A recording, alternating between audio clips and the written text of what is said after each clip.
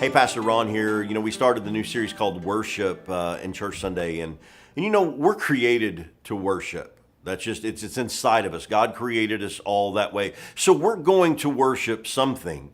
And we can worship our money, we can worship our cars, our house, we can even worship ourselves. But ultimately, we were created to worship God. It's what's inside of us. But we get things so out of whack. And sometimes we even end up worshiping things that are good. Like we come in and anytime someone says worship, we hear the word worship, especially, if you're a Christian or in church, we immediately go to music.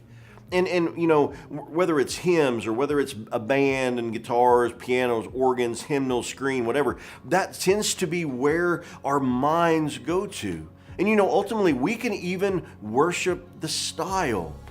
In fact, I would go as far to say that that's exactly what Satan wants us to worship. Because if he can get our mind on all these other things, on preferences, on our likes, on our dislikes, then our heart is not focused on God, and that's who we're to be worshiping. All of creation, the Bible says, worships God. The mountains, the seas, the creatures in the seas, the birds, the trees, the fields, everything worshiping God.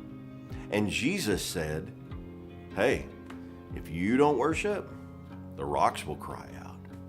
Listen, I'm not about giving my voice or my worship out to any other thing, even if it is God's creation, because that's a gift that he gave to me. So I just want to challenge you this week. Hey, music is great. I love it. Turn it on, worship to it. But every once in a while, how about just sitting in silence? That same passion, that same heart, that same desire to worship God.